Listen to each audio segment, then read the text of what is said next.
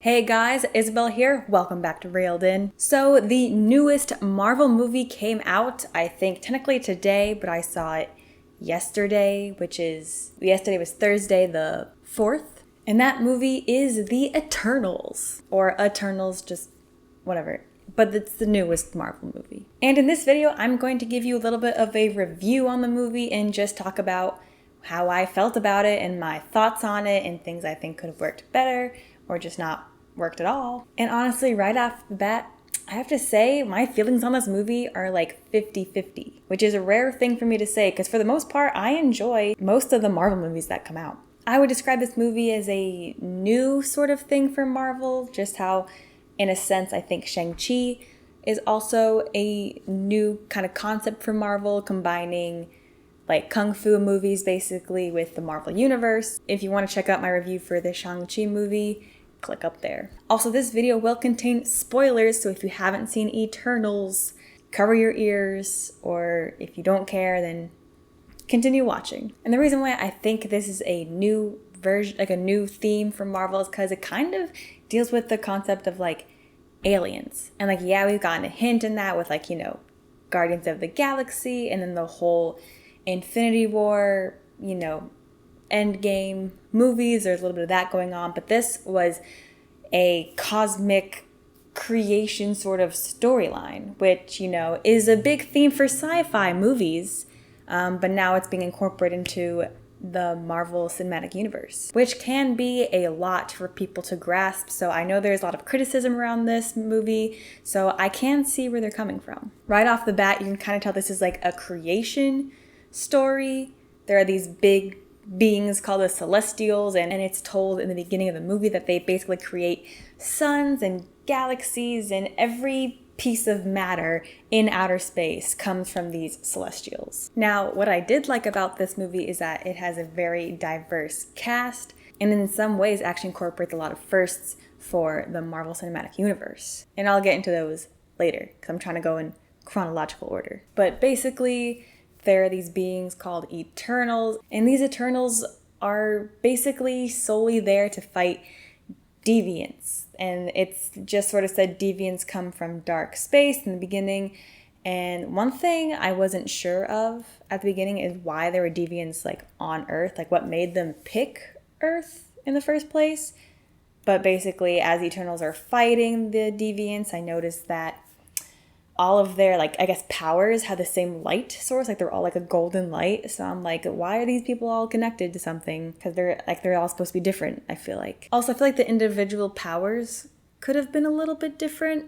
And I think why it wasn't different in my mind was that because they all use the same golden light. And yes, it's revealed why that's, kind of why that's a thing. But just if you wanted to fool us in the beginning, then you should have made it a different color, in my opinion. Or just don't incorporate the weird symbols light thing at all. Just my personal opinion. But one of the firsts for this Marvel is that it incorporates a deaf character who uses ASL, or maybe not American, but sign language to communicate. Which I know technically isn't exactly a first, as Hawkeye is supposed to be deaf, but he has a hearing aid, but we never see him communicate through sign language like we do in this movie. So I thought that was cool and was also a good bit of representation for people who are actually hard of hearing in real life. Now, certain parts, what I didn't exactly like about this is that as we're watching the movie, we find out that basically everything that has happened in Earth's history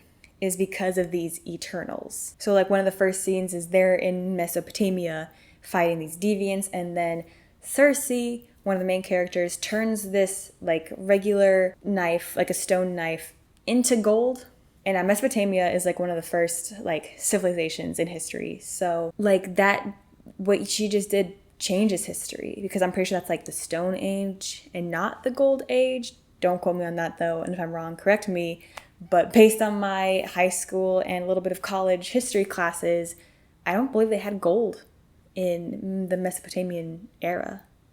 So, and I think the reason why I don't like that the Eternals were basically had this whole, why everything in history happened because of them, is because technically the things that they did doesn't really make sense in the long run and kind of changes everything. Yes, I get that this is also a alternate universe, but still. Also, another thing I think they could have made clear is that basically it's also said in the beginning that the Eternals all kind of like stuck around each other until the Prime Eternal, like head Eternal, Ajax, she like made a mistake or something, or like she led a mission that went wrong, but they didn't ever really actually say what that mission was. What I think it is when they were in, I forgot, when they were in South, I think it's South America or like Mexico, that area. They saw like the Spanish basically like massacring the indigenous people, and then they all like separated after that. But that wasn't really a mission in my mind, and it wasn't really like, it wasn't something that she did to like separate all of them. So I feel like that wasn't really the best thing. I feel like she should have been, if she's in charge, she should have been leading something, and like she made a bad decision basically, and then that kind of like forced everyone to step back and be like, whoa. But I don't know, if that was clear to you, let me know in the comments. Another thing that wasn't really clear, even after they sort of explained it at the end, is how the deviants return. It was also confusing on just how many deviants there were in the first place, because when they get towards the beginning of the movie, we assume there's like a lot, but then as it's revealed, they were like stuck in ice, and then climate change, so the ice melted, and then they were released, but then there was only like 5 of them, and then they got transformed, and so it was just, there's just 5, because there felt like there was a lot more throughout the whole movie. But let's get to the characters. And I feel like for a Marvel movie, there was also a lot of characters, at least a lot more than we originally usually see. I feel like there's maybe like 5 like main characters throughout each Marvel movie. But in this, what I would consider to be main characters, there are like 12. There are 12 characters. I'm trying to break them down for you real quick. So of course we have Angelina Jolie's character, Thena, and it took way too long for me to realize that she is Athena, basically the goddess of war. Also, that's another changed history point. So you mean, were there not actually like Greek gods in that time? It was just her, and then they just made up a bunch of gods for other people to believe. There was Kit Harington's character. I forgot his name. I'm sorry, but he was Cersei's like boyfriend or whatever. And then there's Cersei, and she can basically, I would say manipulate objects. So like if she touches something, she can turn it into different like consistencies or different objects and stuff like that. So I think that's what her power is. Then there's Icarus. He's basically Marvel's Superman, and that's actually a joke that comes into this movie. So I thought that was clever. I'm glad they did that and just like not address it at all. But he can fly and like shoot lasers from his eyes. So then there's Ajax. She could heal people, and she was also like the Prime Eternal. Not really sure why though, because like in the whole, like yes, people listened to her, but like in the whole series, I don't think she really did much to like show like why she was the Prime, you know? And then there's Gilgamesh. At first I thought his powers were just those like light things and he could punch people, but it turns out he's like really strong and I think can withstand high temperatures because he held a whole skillet when it came out of the oven. Like those things are hot. And then there's Kingo, and he can like shoot things out of his hands and make really big balls of energy. I'm assuming that's what that is. And there's Druig. He can control people's minds, which is really cool. And I feel like it wasn't shown enough, or like it wasn't shown enough what he could do with that. Because I feel like that's a pretty great power and can be pretty powerful. And then there's Makari, the deaf character. She could feel like vibrations, and she's like super fast. Like that, like super speed is her power. Then you have Sprite, and I think she's an illusionist, similar to Loki kind of deal. And then there's Phastos, who's the brain of the operation. He can like build cool things. And then there's Karun, who I think is supposed to be like the comic relief, but he's Kingo's valet, basically. So he's human, he doesn't have powers. So what I did like about having all these characters is that they only took a selection of these characters and focused a lot on them and their stories a little bit more than other characters. And the other characters who were kind of pushed back a little bit are well-known big name characters. So Angelina Jolie's screen time, Kit Harington's screen time, and Ajax, I apologize, I don't know the actress's name, but Ajax's screen time was also cut back. And I feel like those are like the top 3 like actors and actresses that are like more well known. So I did like that because it allowed other actors who are up and coming or maybe a little bit new or we haven't seen a lot of them, it gave them more screen time. And I did like that. So, but out of all the characters, I only really cared about the storylines of a few of them. And one that surprised me was Thena's storyline, because in the trailers, they did not prepare us for her character arc, basically. I like that she was a little bit crazy, like something was wrong with her mind. Like she wasn't just this 1D war goddess I think we kind of expected her to be. So I did like that we got a little bit more in depth with her. Like I was like, if she died, I would have been like, no, you can't do that. A character I didn't really care for was Icarus. He was just like, I don't know, like the bad boy, like the jock of like the group. And I'm just kind of like, okay, whatever. Really liked Cersei though. I was drawn to her, I think, throughout the whole movie. The beginning of the movie, I was really interested in her character. Ajax wasn't really too interested in. Like I said earlier, I just wish we saw more of her like kind of being a leader, because it all seems like they were like equally leaders and like there wasn't really too much of like Ajax was like the one you had to listen to, basically. And I really enjoyed Gilgamesh's character, and like spoiler, like I said, but when he died, I was really feeling it. Like, you know, like a gentle giant kind of thing. That's how I felt like he was, and I really wish he stayed alive because I really liked his character a lot. Kingo was okay. He was the comic relief. Some of the stuff he did, like that wasn't my type of humor. Like I didn't really think it was too funny, but for the type of humor that character played to, I know I can understand like how you could find him funny. But I just kind of found him a little bit annoying. Like he was annoying, but he was also like lovable. Like I did feel like some lovableness for him. Like I feel like he had a lot of insight, I feel like. Druig, I didn't really care for until like towards the end of the movie. He was just like, he just kind of acted like a piece of shit throughout the whole movie, except towards the end. So I was kind of like, okay, whatever. But I really wish we got more of his power and like just to see what exactly he could do. Because we almost saw it when he was trying to put the other Celestial to sleep, but like he got shot down real quickly. And a character I wish we saw more of is Makari. I was really interested in her character, and I am kind of mad that she was like 5 minutes of screen time in the beginning, not even, maybe 3. And then like she didn't come in until like 45 minutes into the movie. And I was like, where has she been? Why? She's just been chilling in that spaceship for centuries. How does she eat? Where does she go to eat? To go to the bath? What? Like, girl. I just wish we saw more of her. And a character I did like, but maybe made me mad in the end, was Sprite. I feel like the little child look, but you have like all these years of knowledge, is a really cool concept. Like some of the things she was going through, like I can understand them, but I'm like, girl. And also like the one rule for these Eternals is that they like cannot interfere with humanity, but basically the only thing they do the whole movie is interfere with humanity. Like literally all these myths, you like Athena is Athena, like Phastos, he invented the plow for people, and this, I know the secret mission was to eventually like build the population of the planet, but like don't tell them that's the rule then if you can't interfere. Like let them interfere, just like not with, you know, conflicts. Like let them develop on their own kind of thing. Also another thing I thought was cool was that like, what I wanted to see was they basically developed Babylon, and correct me if I'm wrong, but through mythology, isn't Babylon like the lost city? Like it doesn't exist today, but we know it existed in the past kind of thing. So knowing that in my head, I really wanted to see how Babylon was lost, because I feel like that could be something that the Eternals accidentally did, and I kind of wanted to see that. But they just went to Babylon, then they went to India, and then it's like they just kept jumping to places. But I'm like, what happened to Babylon? Like, what?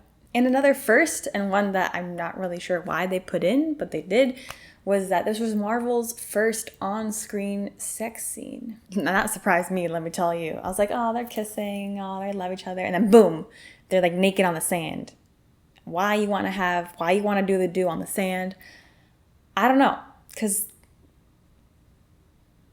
that's dirty.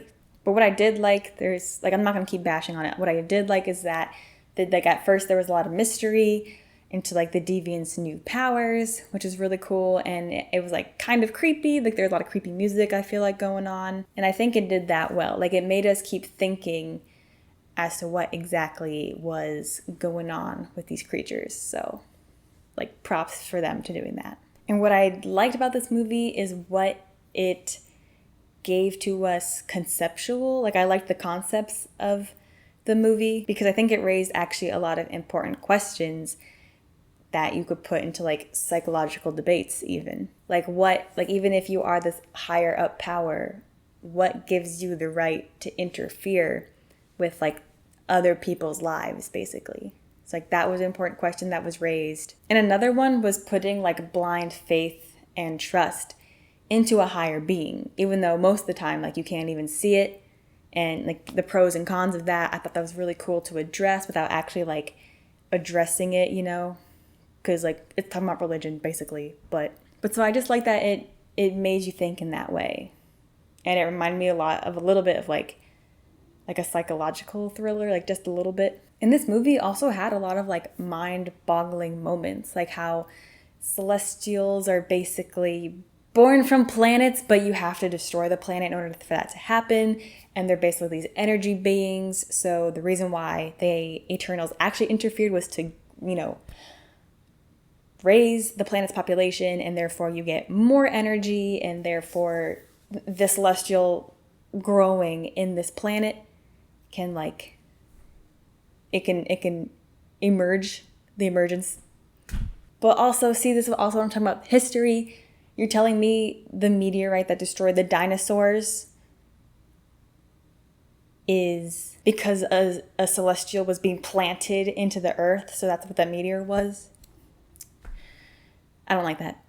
Another important, I guess, rhetorical question you could bring up for this movie is the consequences, I suppose, of being entirely devoted to a singular being.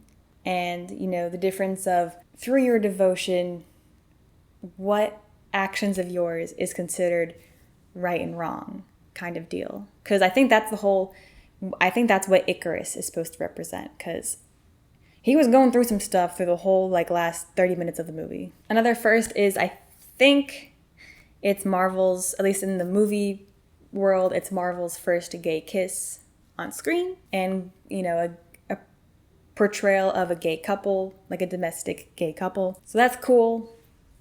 Marvel.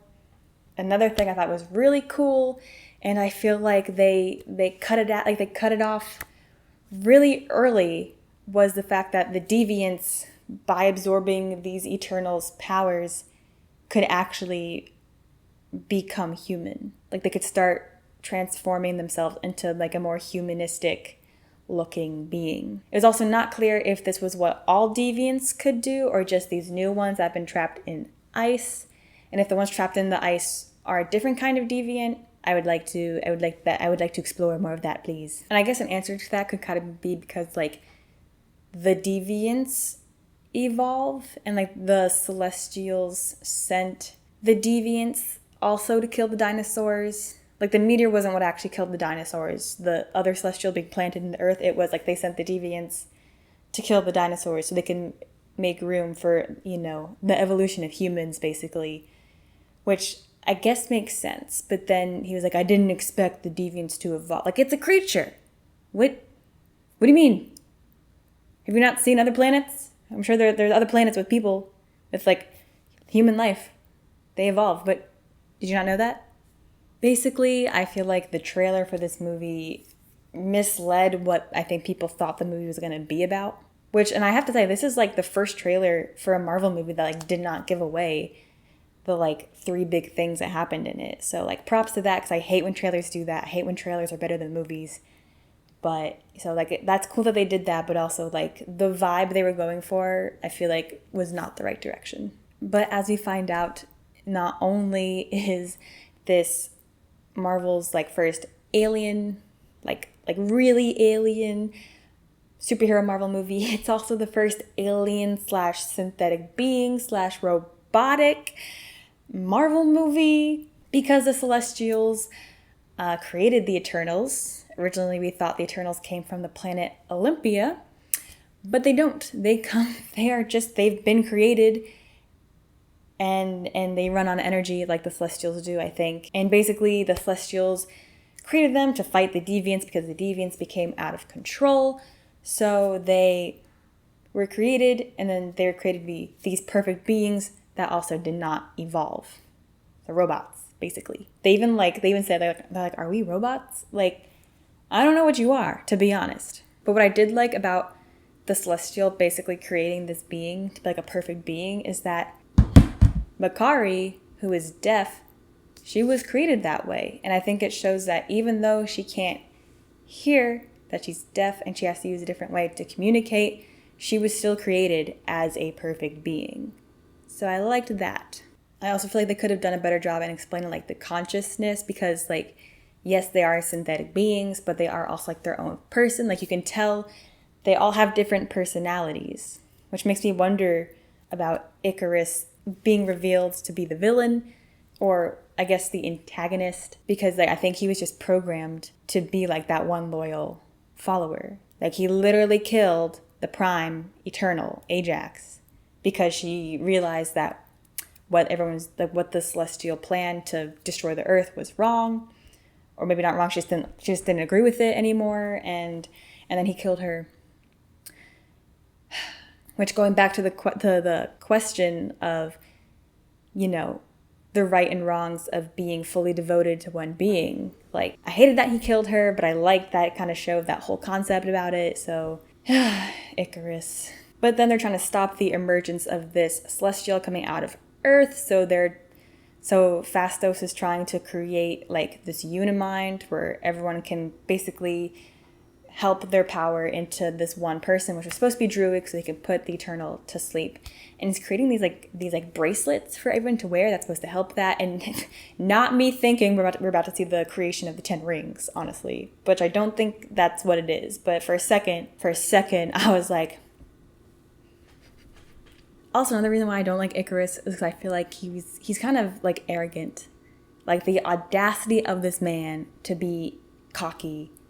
When he killed someone, all the Eternals team up to fight Icarus because we're trying to give Cersei and Druig enough time to put this Eternal to sleep.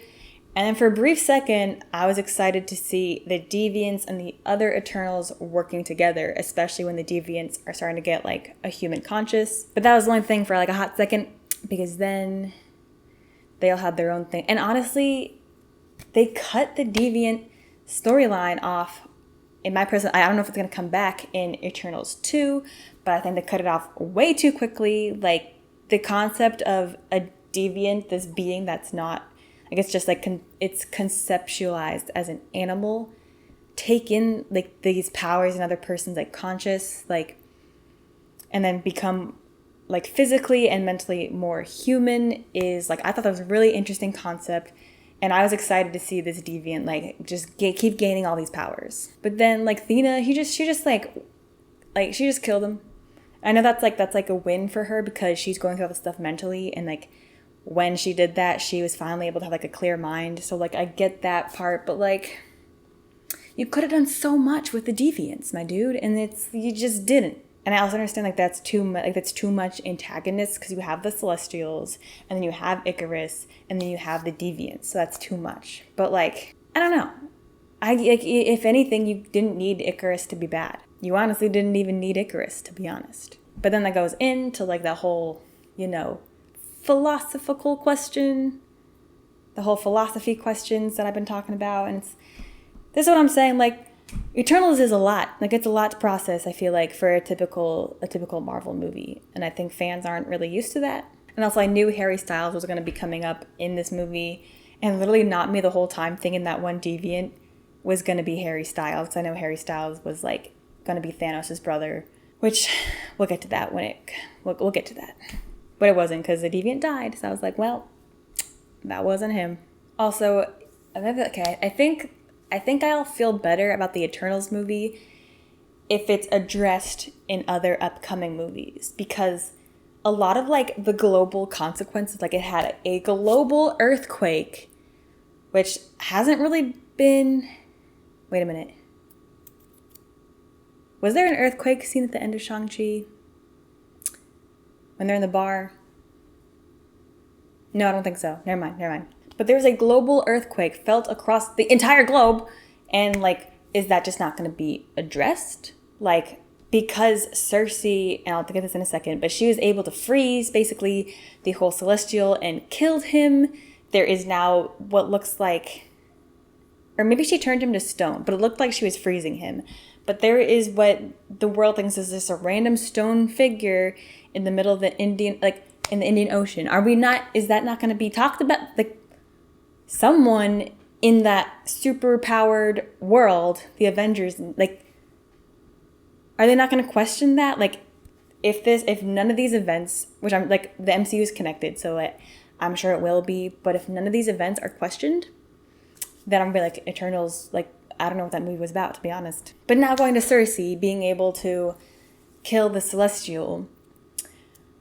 Basically, she created a Unimind without the help of Phastos and his equipment, because Icarus, he destroyed the equipment, so it's not possible to do that anymore.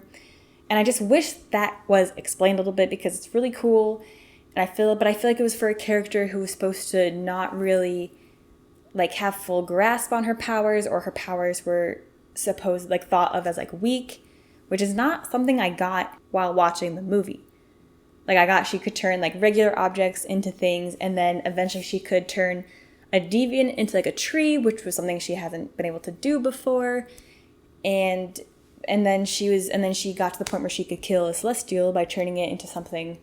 Also, Celestials are humongous, just by the way, just so you guys all know. Like, there's not even like a number or like a thing that I could compare the size to. Like, they're huge. And like, I think it was supposed to be like love.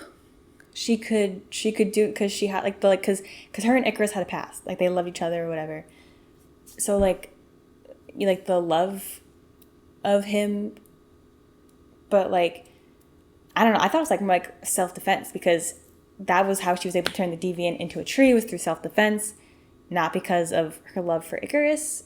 Maybe it was love for the whole Eternals that she was able to do that. But I don't know. Still confused on that concept. Wish they explained it a little bit better. Because all of a sudden she was just really powerful. And I'm like, okay. And then like, there wasn't really any consequences of like the individual characters. Like Icarus. Also, Sprite went with Icarus to help the Celestial emerge. So Icarus, he just like flew into the sun. Which is poetic, because in Greek mythology, the character Icarus, like, he had these wings, basically, and him and his father were trying to escape this prison by flying out of it, and if you flew too low, the salt water would, like, affect the glue on the wings, but then if you flew too high, the sun would melt the wings. So, like, it was poetic that happened. I actually just realized it just a second when I said that, so, like, Icarus flew into the sun, and he died. I think he died. But I was like, you just, like, I don't know, like, you were, like, there wasn't, like, okay. Like, that was, that was an okay ending for him, I guess. Like, I feel like he was definitely distraught over what he did. And I guess in, like, the last minute, he realized that, like, it wasn't worth it. But he only realized that through his love for Cersei, I think. And I was kind of like, okay. And what I really did not like is that there was no consequence for Sprite's actions. And I get that, like, you know, forgiveness is like a new big theme, which is cool and everything, but like, realistically, like, consequences, like they gave her wish in the end, which is to grow up and be mortal and become an adult, basically, because she's stuck in this like child, like, and I just feel like there could have been a lot more with her in the whole thing. Like, she could have, I feel like on the low, she was a really deep character. I just wish we got to see that, like, that depth a little bit more. But then she went to school, she lived her life, and they're like, we're not mad at you for stabbing me. Dang, like, come on. So just like a little consequence, just like even a little one, I'd be happy with that. Also, when the deviant was like, it was like transforming to its human form, it reminded me of the Brendan Fraser mummy movies, where like the mummy's just this like mummy, and then as it gets like skin and stuff, it's like you can see all like the sinew, and it's kind of gross and it's kind of weird, but like that's what it reminded me of. But this movie is kind of one that you do have to see, I think, because it sets up like two future storylines. Like Kit Harington's character, who I keep forgetting the name of his character, it starts with a D, I know, But he is like, yeah, my family tree is complicated too. And I'm like, well, what is it? Which is like the end credit scene. So like we'll get there. But then the Celestial also, this is why I think Eternals need to be addressed in other movies. Because the Celestial, the one that the Eternals are all like connected to, he comes to Earth. And then, you know, in the movies, like the moon's like gonna crash into Earth, like you see the big silhouette really close. That's what he looked like. This big thing, this big rocky thing that it's in like the Earth's shadow basically, and he takes like the three Eternals that are left on Earth, so Phastos, Cersei, and Kingo. He takes them, and then he's like, "We'll see with your memories if Earth is like if I should spare Earth," basically. So really big thing, and the reason why I think it should be talked about, to make me feel better, is because nobody saw that, nobody recorded that and posted on the internet. The Avengers are just gonna ignore that. If they ignore that, I'm gonna be really mad. I'm gonna be like, what was the point, anyways? But I have faith that it will be incorporated into other movies. I hope so. It will probably be incorporated into Eternals too, because there will be another one. But I hope we get hints of it in other movies, because you can't just that can't just happen and no one talks about it. But then we get the mid-credit scene. And then they're in the ship. Athena, Druig, and Makkari. And if those three don't get more screen time in the second Eternals, I'm going to riot, just by the way. But there's like this like dimension travel little like creature who I think is supposed to also be a comedic character. He wasn't really funny to me, but whatever. And then we get the introduction of Thanos' brother. I'm not super opposed to casting Harry Styles, but I feel like the look of Thanos compared to his brother is not, like, it's not good. Because first of all, the character is called Star Fox.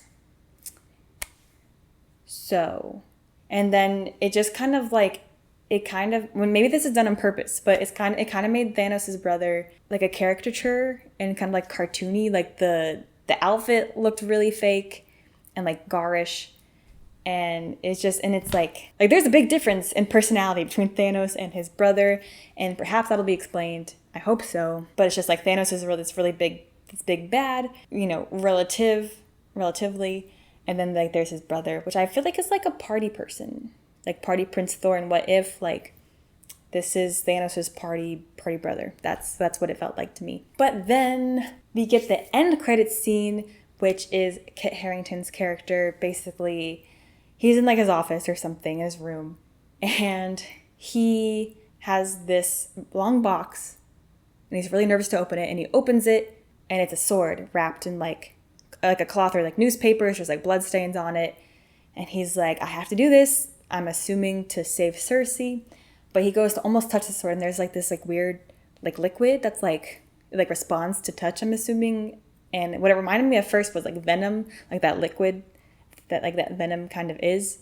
That's what it reminded me of. So that's what I thought. I was like, oh, like a new Venom character, like one of the symbiotes. But no, because a voice off screen says, are you ready to do that? And it says his last name starts with a W. It's really long. I'm really sorry I can't remember it.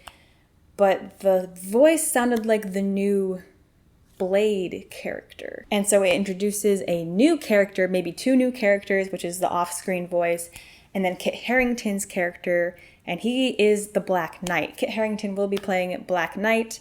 How do I know that? I just looked it up.